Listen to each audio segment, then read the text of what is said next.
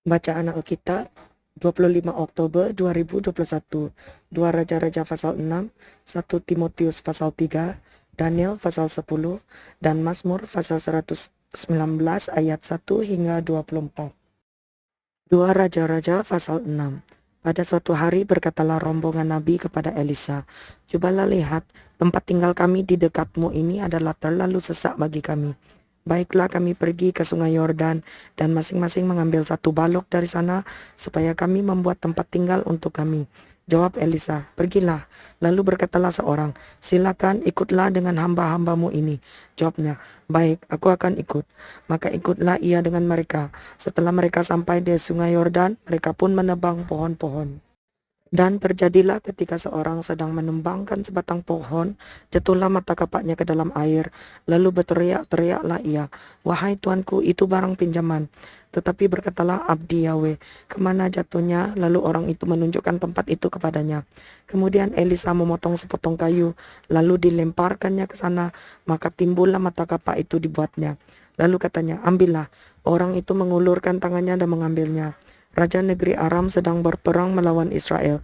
Ia berunding dengan pegawai-pegawainya, lalu katanya, "Ke tempat ini dan itu haruslah kamu turun menghadang." Tetapi abdi Yahweh menyuruh orang kepada Raja Israel mengatakan, "Awas, jangan lewat dari tempat itu sebab orang Aram sudah turun menghadang ke sana." Sebab itu Raja Israel menyuruh orang-orang ke tempat yang disebutkan abdi Yahweh kepadanya. Demikianlah Elisa memperingatkan kepadanya supaya berawas-awas di sana bukan sekali dua kali saja. Lalu mengamuklah hati Raja Aram tentang hal itu, maka dipanggilnyalah pegawai-pegawainya. Katanya kepada mereka, "Tidakkah dapat kamu memberitahukan kepadaku siapa dari kita memihak kepada Raja Israel?" Tetapi berkatalah salah seorang pegawainya, "Tidak, tuanku raja, melainkan Elisa, nabi yang di Israel. Dialah yang memberitahukan kepada Raja Israel tentang perkataan yang diucapkan oleh tuanku di kamar tidurmu." Berkatalah raja, "Pergilah melihat di mana dia, supaya aku menyuruh orang menangkap dia." Lalu diberitahukanlah kepadanya, "Dia ada di Dotan." Maka dikirimnyalah ke sana kuda serta kereta dan tentera yang besar. Sampailah mereka pada waktu malam lalu mengepung kota itu. Ketika pelayan abdi Yahweh bangun pagi-pagi dan pergi keluar, maka tampaklah suatu tentera dengan kuda dan kereta ada di sekeliling kota itu. Lalu berkatalah bujangnya itu kepadanya, "Celaka tuanku, apakah yang akan kita perbuat?" Jawabnya, "Jangan takut sebab lebih banyak yang menyertai kita daripada yang menyertai mereka." Lalu berdoalah Elisa, "Ya Tuhan, bukalah kiranya matanya supaya ia melihat." Maka Tuhan membuka mata bujang itu sehingga ia melihat. Tampaklah gunung itu penuh dengan kuda dan kereta berapi sekeliling Elisa. Ketika orang-orang Aram itu turun mendatangi dia, berdoalah Elisa kepada Tuhan, "Butakanlah kiranya mata orang-orang ini." Maka dibutakannya lah mata mereka sesuai dengan doa Elisa. Kemudian berkatalah Elisa kepada mereka, "Bukan ini jalannya dan bukan ini kotanya. Ikutlah aku, maka aku akan mengantarkan kamu kepada orang yang kamu cari." Lalu diantarkannya mereka ke Samaria. Segera sesudah mereka sampai ke Samaria, berkatalah Elisa, "Ya Tuhan, bukalah mata orang-orang ini, supaya mereka melihat." Lalu Tuhan membuka mata mereka sehingga mereka melihat. Dan heran, mereka ada di tengah-tengah Samaria. Lalu bertanyalah Raja Israel kepada Elisa, tatkala melihat mereka, "Kubunuhkah mereka, Bapak?" Tetapi jawabnya, "Jangan. Biasakah kau bunuh yang kau tawan dengan pedangmu dan dengan pedangmu? Tetapi hidangkanlah makanan dan minuman di depan mereka, supaya mereka makan dan minum, lalu pulang kepada tuan mereka." Disediakannya lah bagi mereka jamuan yang besar, maka makan dan minumlah mereka. Sesudah itu dibiarkannya lah mereka pulang kepada tuan mereka. Sejak itu tidak ada lagi gerombolan-gerombolan Aram memasuki negeri Israel. Sesudah itu Ben-Hadad Raja Aram menghimpunkan seluruh tenteranya, lalu maju mengepung Samaria. Maka terjadilah kelaparan hebat di Samaria selama mereka mengepungnya, sehingga sebuah kepala keledai berharga 80 shikal perak dan seperempat kap tahi merpati berharga 5 shikal perak. Suatu kali ketika Raja Israel berjalan di atas tembok, datanglah seorang perempuan mengadukan halnya kepada Raja sambil berseru, "Tolonglah ya Tuanku Raja." Jawabnya, "Jika Tuhan tidak menolong engkau, dengan apakah aku dapat menolong engkau? Dengan hasil pengirikankah atau hasil pemerasan anggur?" Kemudian bertanyalah Raja kepadanya, "Ada apa?" jawab perempuan itu. Perempuan ini berkata kepadaku, "Berilah anakmu laki-laki supaya kita makan dia pada hari ini, dan besok akan kita makan anakku laki-laki." Jadi kami memasak anakku dan memakan dia. Tetapi ketika aku berkata kepadanya pada hari berikutnya, "Berilah anakmu supaya kita makan dia," maka perempuan ini menyembunyikan anaknya. Tatkala raja mendengar perkataan perempuan itu, dikoyakkannya lah pakaiannya, dan sedang ia berjalan di atas tembok, kelihatanlah kepada orang banyak bahwa ia memakai kain gabung pada kulit tubuhnya. Lalu berkatalah raja, "Beginilah kiranya Yahweh menghukum aku, bahkan lebih daripada itu, jika masih tinggal kepala Elisa bin Safat di atas tubuhnya pada hari ini." Adapun Elisa duduk-duduk di rumahnya dan para tua-tua duduk bersama-sama dia. Raja menyuruh seorang berjalan mendahuluinya, tetapi sebelum suruhan itu sampai kepada Elisa, Elisa sudah berkata kepada para tua-tua itu, "Tahukah kamu bahwa si pembunuh itu menyuruh orang untuk memenggal kepalaku? Awas-awaslah, apabila suruhan itu datang, segeralah tutup pintu dan tahanlah dia supaya orang itu jangan masuk. Bukankah sudah kedengaran bunyi langkah tuannya di belakangnya?" Selagi ia berbicara dengan mereka, datanglah raja mendapatkan dia. Berkatalah raja kepadanya, "Sesungguhnya malapetaka ini adalah daripada Tuhan. Mengapakah aku berharap kepada Tuhan lagi?" 1 Timotius pasal 3. Benarlah perkataan ini, orang yang menghendaki jabatan penilik jemaat menginginkan pekerjaan yang indah. Karena itu penilik jemaat haruslah seorang yang tak bercacat, suami dari satu istri, dapat menahan diri, bijaksana, sopan, suka memberi tumpangan, cakap mengajar orang, bukan peminum, bukan pemarah, melainkan peramah, pendamai, bukan hamba uang, seorang kepala keluarga yang baik, disegani dan dihormati oleh anak-anaknya. Jikalau seorang tidak tahu mengepalai keluarganya sendiri, bagaimanakah ia dapat mengurus jemaat Yahweh? Janganlah ia seorang yang baru bertobat, agar jangan ia menjadi sombong dan kena hukuman iblis. Hendaklah ia juga mempunyai nama baik di luar jemaat, agar jangan ia digugat orang dan jatuh ke dalam jerat iblis. Demikian juga deacon-deacon, haruslah orang terhormat, jangan bercabang lidah, jangan penggemar anggur, jangan serakah, melainkan orang yang memelihara rahasia iman dalam hati nurani yang suci. Mereka juga harus diuji dahulu, baru ditetapkan dalam pelayanan itu setelah ternyata mereka tak bercacat. Demikian pula istri-istri, hendaklah orang terhormat, jangan pemfitnah, hendaklah dapat menahan diri dan dapat dipercayai dalam segala hal. Deacon haruslah suami dari satu istri dan mengurus anak-anaknya dan keluarganya dengan baik.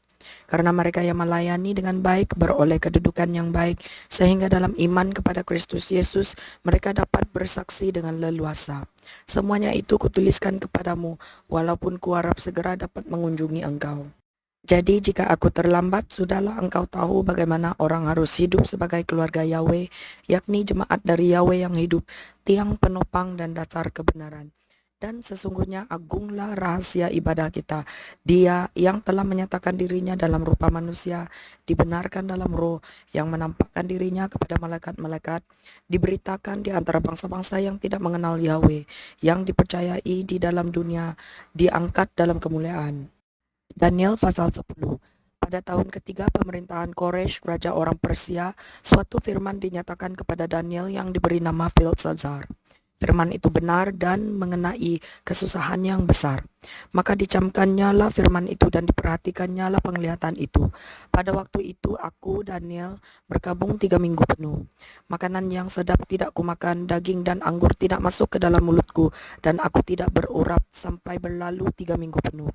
Pada hari ke-24 bulan pertama, ketika aku ada di tepi sungai besar, yakni sungai Tigris, ku angkat mukaku lalu kulihat, tampak seorang yang berpakaian kain lenan dan berikat pinggang emas dari Ufaz.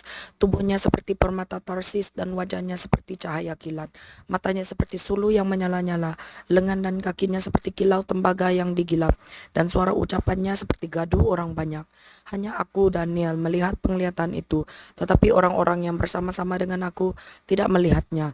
Tetapi mereka ditimpa oleh ketakutan yang besar, sehingga mereka lari bersembunyi. Demikianlah aku tinggal seorang diri. Ketika aku melihat penglihatan yang besar itu, hilanglah kekuatanku. Aku menjadi pucat sama sekali, dan tidak ada lagi kekuatan padaku. Lalu ku dengar suara ucapannya, dan ketika aku mendengar suara ucapannya itu, jatuh pingsanlah aku, tertelungkup dengan mukaku ke tanah. Tetapi ada suatu tangan menyentuh aku dan membuat aku bangun sambil bertumpu pada lutut dan tanganku.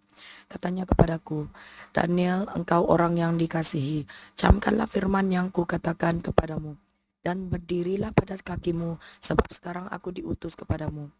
Ketika hal ini dikatakannya kepadaku, berdirilah aku dengan gemetar. Lalu katanya kepadaku, janganlah takut Daniel, sebab telah didengarkan perkataanmu sejak hari pertama engkau berniat untuk mendapat pengertian dan untuk merendahkan dirimu di hadapan Yahwehmu. Dan aku datang oleh karena perkataanmu itu. Pemimpin kerajaan orang Persia berdiri 21 hari lamanya menentang aku. Tetapi kemudian Mikael, salah seorang dari pemimpin-pemimpin terkemuka, datang menolong aku dan aku meninggalkan dia di sana berhadapan dengan raja-raja orang Persia. Lalu aku datang untuk membuat engkau mengerti apa yang akan terjadi pada bangsamu pada hari-hari yang terakhir. Sebab penglihatan ini juga mengenai hari-hari itu. Ketika dikatakannya hal ini kepadaku, ku tundukkan mukaku ke tanah dan aku terkelu. Tetapi sesuatu yang menyerupai manusia menyentuh bibirku, lalu kubuka mulutku dan mulai berbicara. Kataku kepada yang berdiri di depanku itu, Tuanku, oleh sebab penglihatan itu aku ditimpa kesakitan dan tidak ada lagi kekuatan padaku. Masakan aku, hamba Tuanku ini dapat berbicara dengan Tuanku? Bukankah tidak ada lagi kekuatan padaku dan tidak ada lagi nafas padaku? Lalu dia yang rupanya seperti manusia itu menyentuh aku pula dan memberikan aku kekuatan. Dan berkata, hai engkau yang dikasihi, janganlah takut, sejahteralah engkau, jadilah kuat. Ya, jadilah kuat. Sementara ia berbicara dengan aku merasa kuat lagi dan berkata, berbicaralah kiranya Tuanku, sebab engkau telah memberikan aku kekuatan. Lalu katanya, tahukah engkau mengapa aku datang kepadamu? Sebentar lagi aku kembali untuk berperang dengan pemimpin orang Persia, dan sesudah aku selesai dengan dia, maka pemimpin orang Yunani akan datang. Namun demikian aku akan memberitahukan kepadamu apa yang tercantum dalam kitab kebenaran. Tidak ada satupun yang berdiri di pihakku dengan tetap hati melawan mereka, kecuali Mikael pemimpinmu itu. Mazmur pasal 119 ayat 1 hingga 24. Berbahagialah orang-orang yang hidupnya tidak bercela, yang hidup menurut Taurat Tuhan. Berbahagialah orang-orang yang memegang peringatan-peringatannya, yang mencari dia dengan segenap hati, yang juga tidak melakukan kejahatan, tetapi yang hidup menurut jalan-jalan yang ditunjukkannya.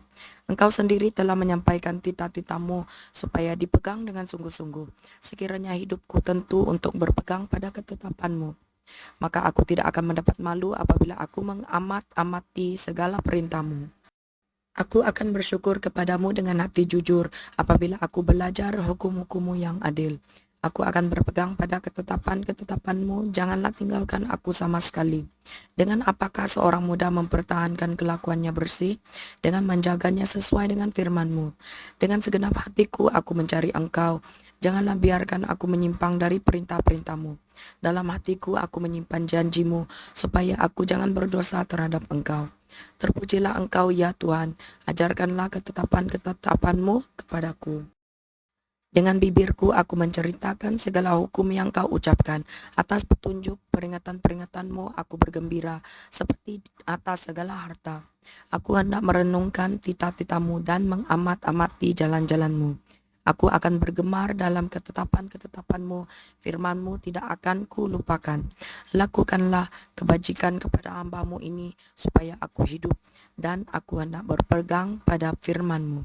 Singkapkanlah mataku, supaya aku memandang keajaiban-keajaiban dari Tauratmu.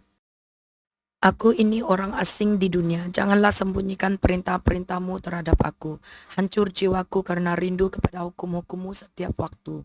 Engkau menghardik orang-orang yang kurang ajar, terkutuklah orang yang menyimpang dari perintah-perintahmu. Gulingkanlah dari atasku celah dan penghinaan, sebab aku memegang peringatan-peringatanmu. Sekalipun pemuka-pemuka duduk bersepakat melawan aku, hambamu ini merenungkan ketetapan-ketetapanmu. Ya, peringatan-peringatanmu menjadi kegemaranku, menjadi penasihat-penasihatku.